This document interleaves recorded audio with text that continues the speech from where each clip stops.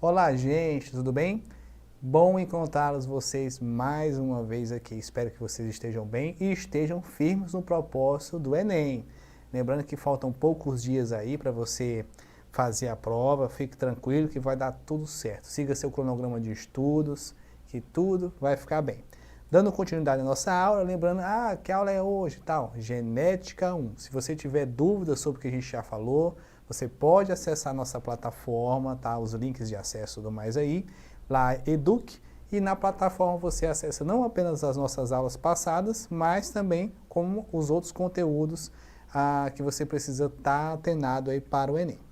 Como tema de aula de hoje, tema importantíssimo, associado a tudo que a gente viu, lembrando que se você está na sequência de aulas, na aula passada a gente falou um pouco sobre fisiologia humana, já falamos também um pouco sobre citologia, que é o estudo da célula, então você já viu que tudo tem uma organização de funcionamento, existem padrões, enfim, e tudo isso é determinado pelo quê?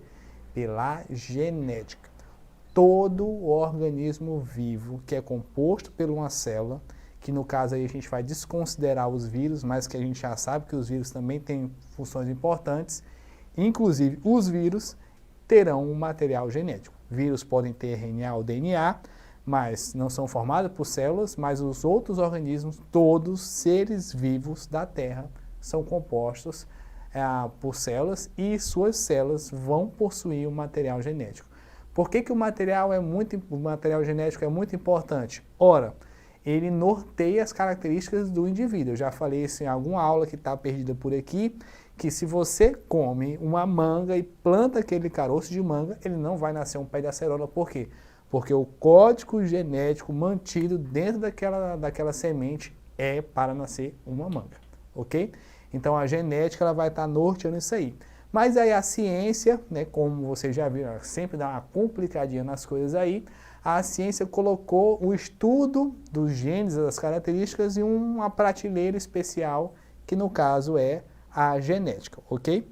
Então, na aula de hoje, o que a gente vai ver? A gente vai entender um pouco sobre os termos que a gente vai ver durante os estudos de genética e sobre como a genética pode influenciar nas manifestações das características, né, as expressões gênicas que a gente fala, e como isso pode ser trabalhado lá no Enem, pode ser cobrado, e aí você tem que estar atento e na sua rotinazinha de estudo aí trabalhar isso aí.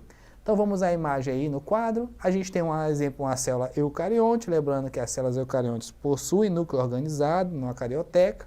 Eu tenho um núcleo, dentro desse núcleo eu vou ter um cromossoma. Então, o primeiro termo que a gente vai ver, o que é um cromossomo, professor? Então, um cromossomo, ele é o DNA do organismo, no caso a gente pode considerar aqui do ser humano, compactado.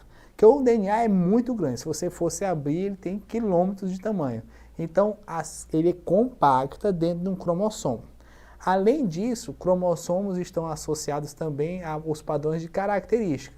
Então, por exemplo, o homem, o ser humano, possui 46 cromossomos.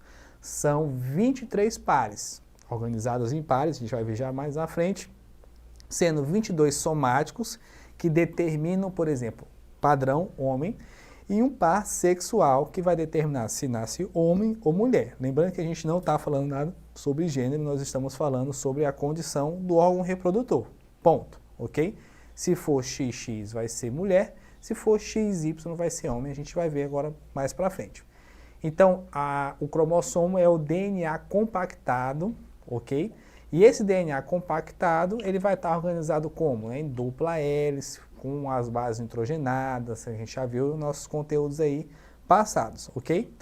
Então, continuando na apresentação, a gente vai ter o quê? Além do cromossomo, nós vamos ter alguns outros termos, além do ácido desoxirribonucleico, que é o nome que a gente dá para o DNA, lembrando que o RNA é o ácido ribonucleico, a gente vai ter um outro nomezinho que aparece aí, que é o gene, que é o segmento do DNA que determina uma característica.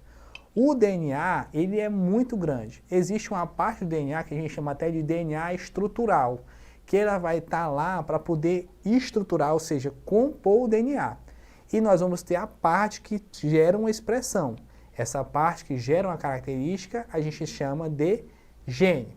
Então, por exemplo, o gene da cor, né, da textura do meu cabelo é uma determinada característica. A cor da minha pele, uma outra determinada característica, dada pela expressão gênica, ou seja, nessa porção do meu DNA, ele foi lido, foi gerado um RNA mensageiro, lembra do RNA mensageiro?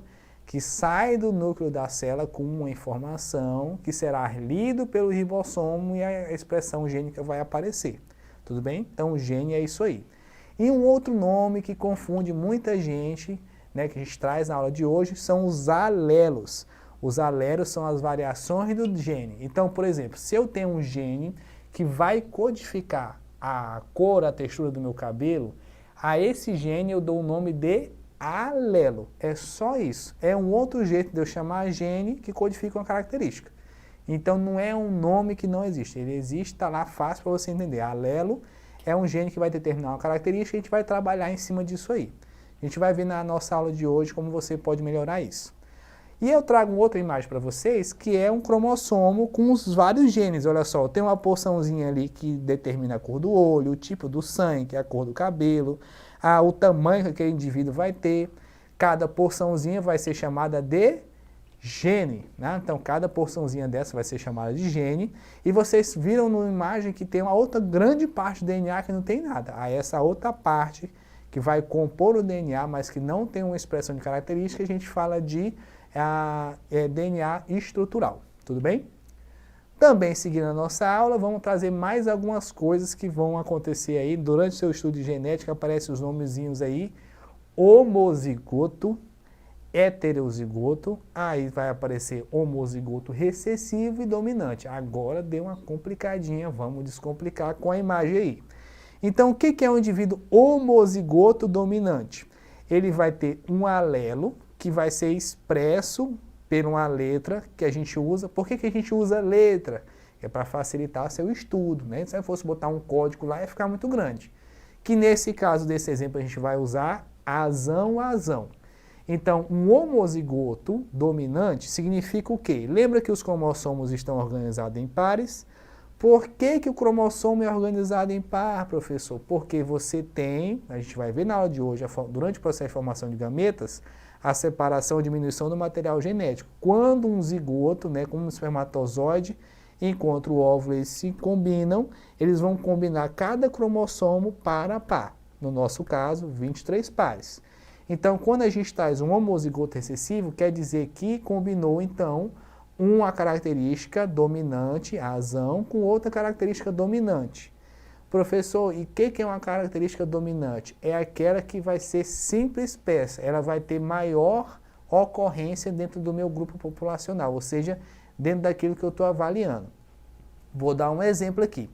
Se você, por acaso, analisar a população brasileira, você vai ver que a gente tem dentro da população brasileira a maior quantidade de pessoas negras, né? Então, o que acontece? Essas pessoas, elas representam a maioria. Então, nesse caso, a gente podia considerar, por exemplo, a fase que a expressão gênica da pele, tons de pele mais escuros dentro da população brasileira é uma característica dominante, que vai ser mais expressa. Mas quando a gente vai estudar mais a fundo a genética, a gente vai ver que a expressão dominante vai estar relacionada a características mais específicas, a gente já vai ver à frente. Voltando para a nossa imagem, a gente tem também o heterozigoto. Lembrando que hétero é o quê? É diferente, né? Então, quando é combinação dos diferentes. Então, eu vou ter uma dominância com a recessividade. Olha outro nome, recessividade vem de quê? De recessivo. Então, é aquela característica que vai ser menos expressa, ela vai ser fraquinha. Então, a gente pode traduzir o quê? Uma característica dominante é aquela que tem muita força de ser expressa em relação à característica recessiva que vai ter pouca força. Quando a característica recessiva vai ser expressa maior do que a característica dominante? Quando ela tiver em maior quantidade. Aí, nesse caso, eu vou ter duas características, né, dois alelos recessivos. Aí não tem jeito, vai ser recessivo. Quando eu tenho heterozigose, ou seja, quando eu tenho um dominante grandão com um recessivo pequeno, quem vai ser expresso é a minha característica dominante. E quando eu tenho ambos dominantes, ela vai ser preponderante, ou seja, ela vai ser a expressão máxima daquela característica, ok? Por isso que a gente usa homozigoto dominante e recessivo e o heterozigoto. Nós teremos, vocês vão ver durante seus estudos, existem características que são associadas à dominância e outras características associadas à recessividade, ok? Então vamos avançar aqui, voltando aqui para a gente. Já vimos aí o que é homozigoto e heterozigoto, o que é dominante e recessivo. Agora vamos a dois outros termos importantes, vamos aí ao quadro, que é o fenótipo e o genótipo. Eita, professor, está complicando, vamos descomplicar. Olha só, lembra que eu falei que a dominância é a expressão máxima da característica e a recessividade é a ausência da característica. Então, nesse caso aqui, vamos primeiro, antes de olhar para o nome, vamos olhar para as flores aí. Quando eu tenho uma flor azão-azão, ou seja, totalmente dominante, homozigoto dominante, e quando eu tenho azão-azinho, ou seja, um azão que é o dominante com o recessivo que é o azinho, eu vou ter a flor rosa. Ora, vamos voltar para mim aqui. Se quando eu tenho a presença do azão, ela vai ser rosa, embora esse azão tenha a companhia de outro azão, ou seja, outro alelo dominante ou um alelo recessivo, o azinho, significa o quê? Que a minha dominância está relacionada à cor rosa, ou seja, quando eu tiver o alelo, que no caso aí é o A, representado por A, naquele organismo que eu estou analisando, ele vai ter a cor rosa.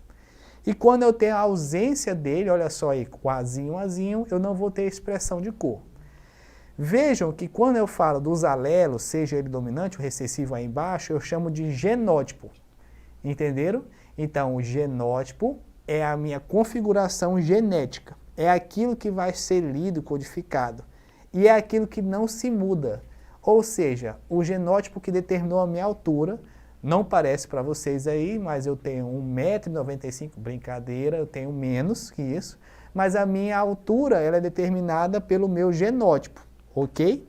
Só que é o seguinte, vamos dizer que eu não estou satisfeito com a minha altura, vou fazer massagem, alongamento para crescer 2 ou 3 centímetros, alterei a minha altura. Mas eu não alterei o meu genótipo, ele ainda continua mandando eu ter a altura que eu tenho que ter.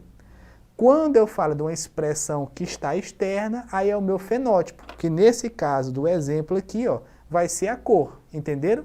Então, o genótipo tem a ver com a minha configuração genética, é aquele que é determinado, e quando eu tenho essa expressão externalizada, eu falo do fenótipo.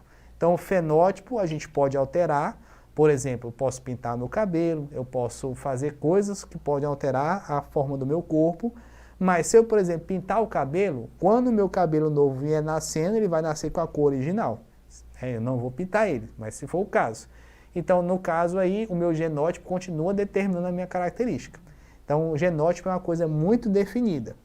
Quando eu tenho alteração no genótipo, a gente vai ver à frente, eu vou ter uma mutação, aí já é uma outra coisa, ok? Vamos avançando então, a gente já está aprendendo vários termos. Outra coisa importante, lembra que eu falei que os cromossomos estão em pares? Olha só, então aqui eu tenho uma imagem que mostra a organização dos nossos cromossomos.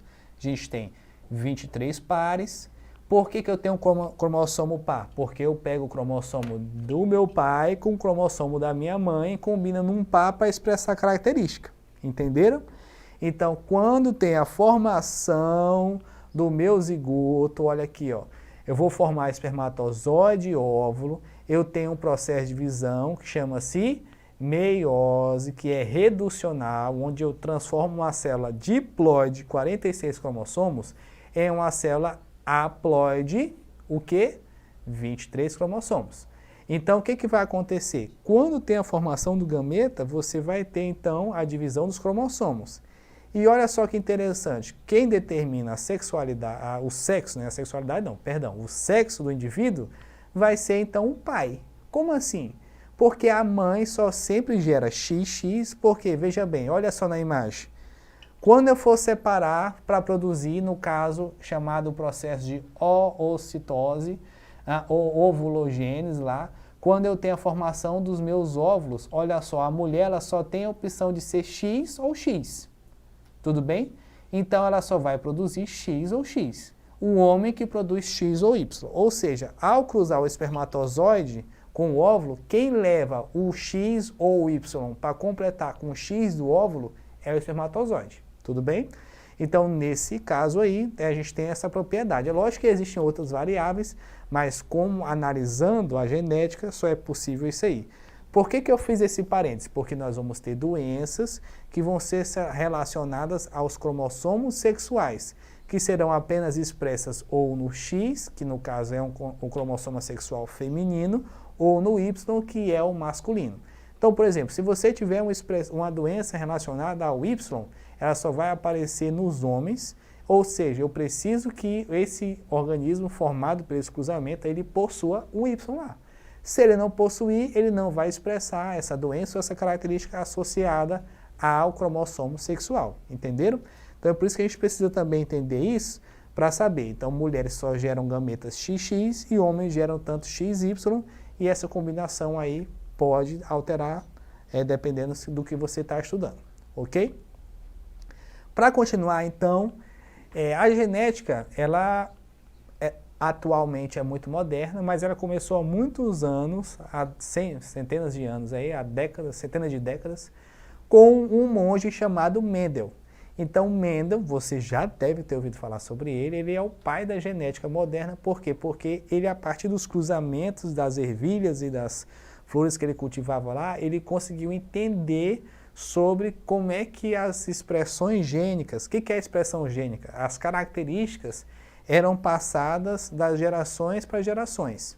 É lógico que por que ele analisou isso em ervilhas, em plantas? Porque isso é muito rápido, né? Então, se você for analisar a genética populacional, o que é a genética populacional? De um grupo de organismos da mesma espécie, do ser humano, você vai precisar de uma escala de tempo maior, porque, enfim, tem outras variáveis em relação a isso aí. Já a ervilha, como vai estar reproduzindo super rápido, ele consegue fazer várias combinações e controles, né, que ele ia fazendo lá no seu monastério, para poder entender melhor.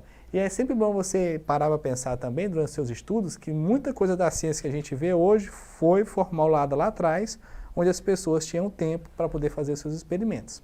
Então eu vou trazer aqui a primeira lei de Mendel. Então Mendel propôs uma primeira lei e ela a gente deu o nome de princípio da segregação das características ou lei da segregação. Então o que a gente vai ter nisso aqui? A gente vai estudar os alelos e as suas distribuições nas gerações, ok? Então eu vou voltar para o quadro só para a gente entender melhor. Então eu tenho a geração P, que são os pais, e nesse caso, veja só, eu tenho um homozigoto dominante, Vzão, e um homozigoto recessivo. Se um é totalmente dominante e o outro totalmente recessivo, ao formar gametas, o que ele vai formar? Qual o tipo de gameta ele vai ter? Só um vai só formar Vzão e Vzão, e o outro vai só formar Vzinho e Vzinho, ok? Ótimo. Então, o cruzamento desses dois vai dar todos os organismos 100% heterozigotos, porque todos vão pegar um Vzão e todos vão pegar um Vzinho. Fechou? Até aí, beleza. Entendi. E nesse caso do exemplo que ele deu aqui, parece que essa característica da cor amarela também está relacionada à dominância, então foi expressa, ok?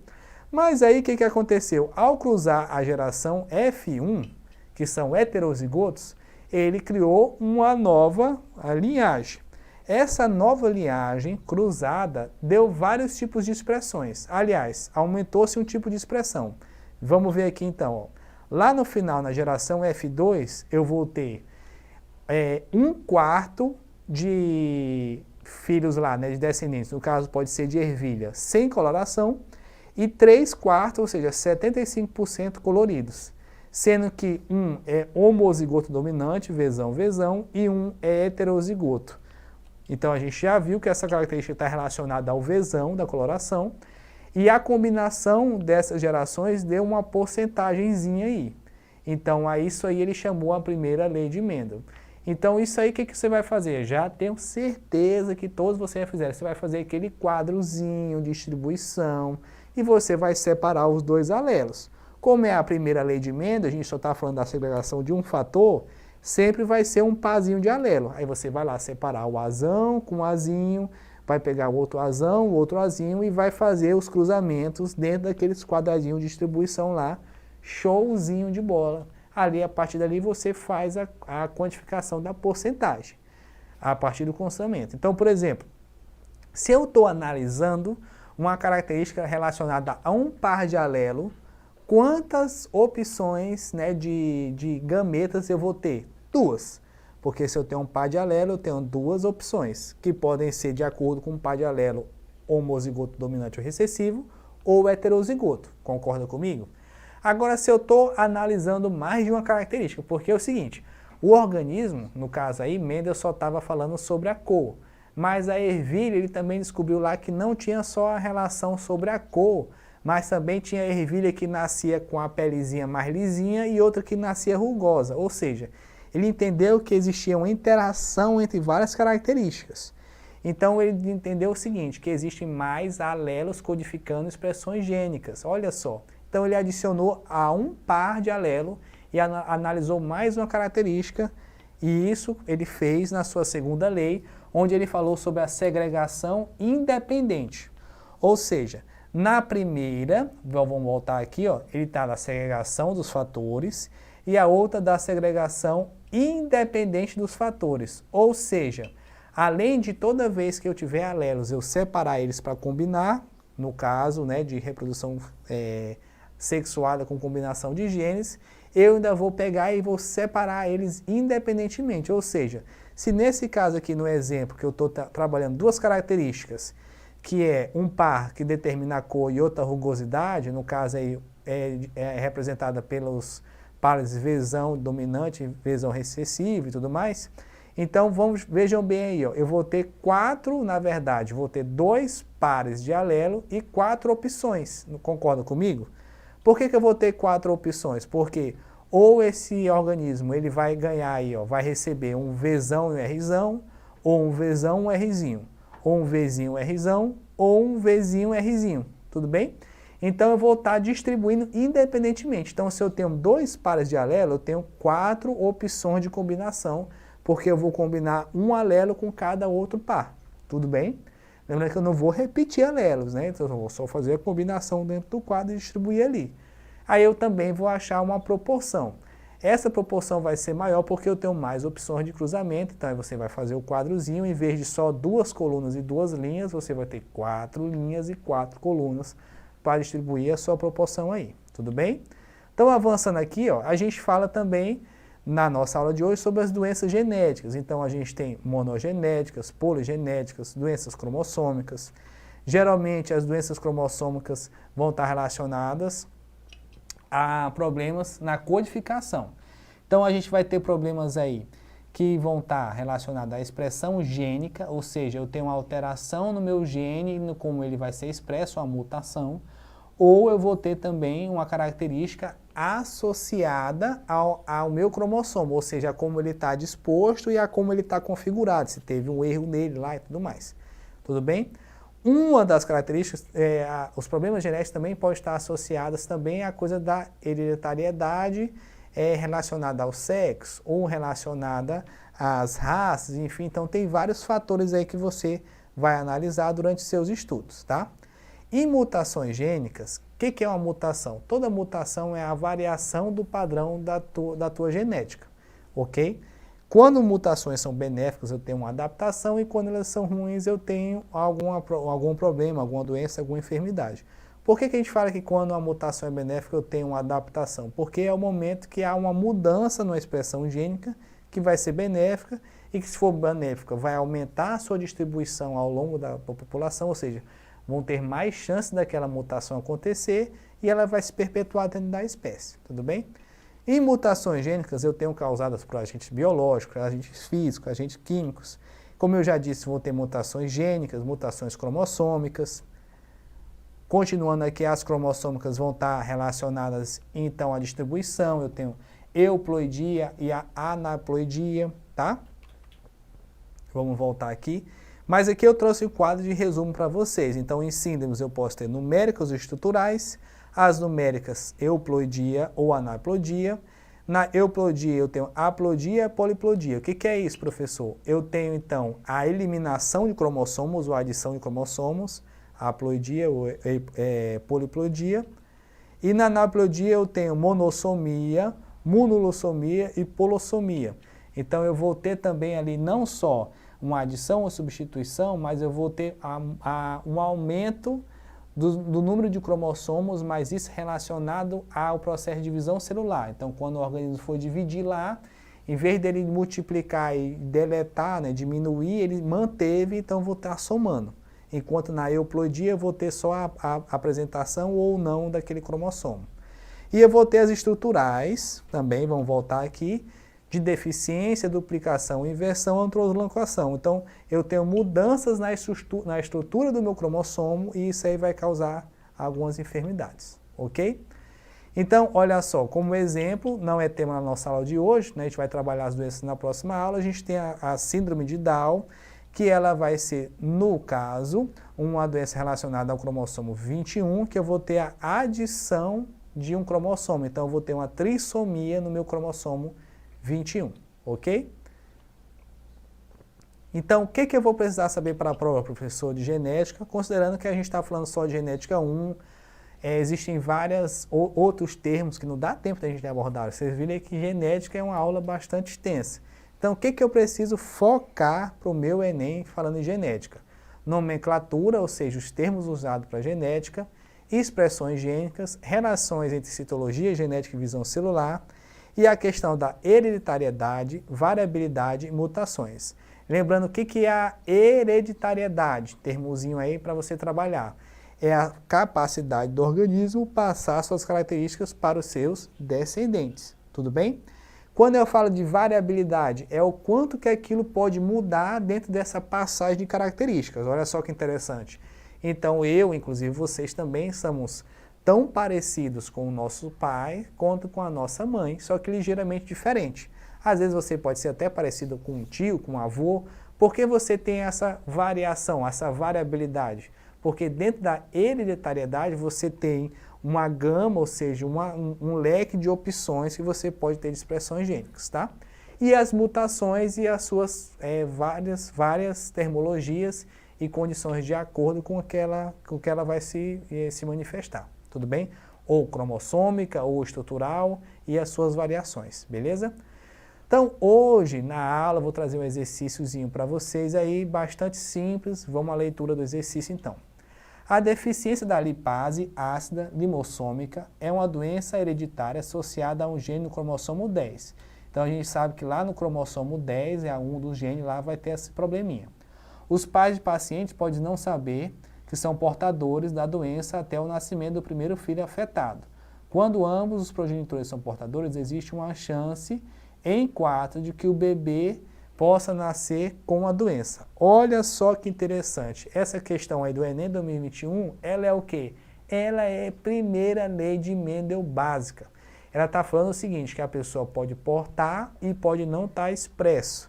E que quando os pais são portadores, eles têm 1 em 4 chances de ter uma característica ali. Então, vamos voltar rapidinho aqui. Eu não sei... sim, não. Tá, o quadro está aqui de exemplo para vocês. Então, olha só a análise básica.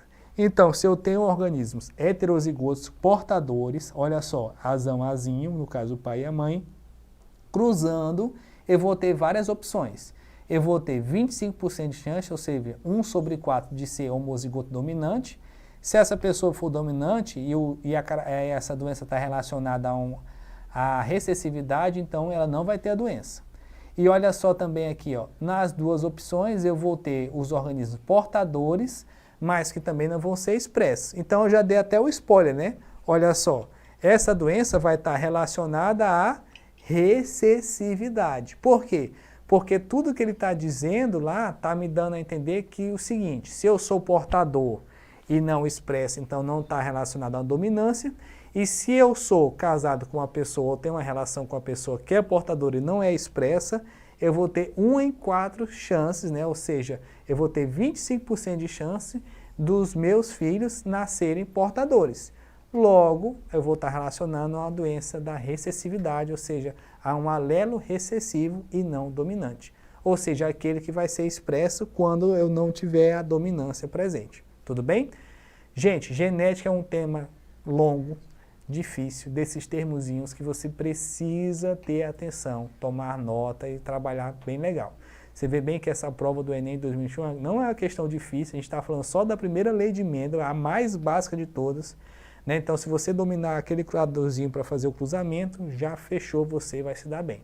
Se você teve dificuldade em acompanhar essa aula, então a dica é reforce os seus estudos, em especial nas mutações, que elas por si só merecem uma aula e a gente não vai ter tempo.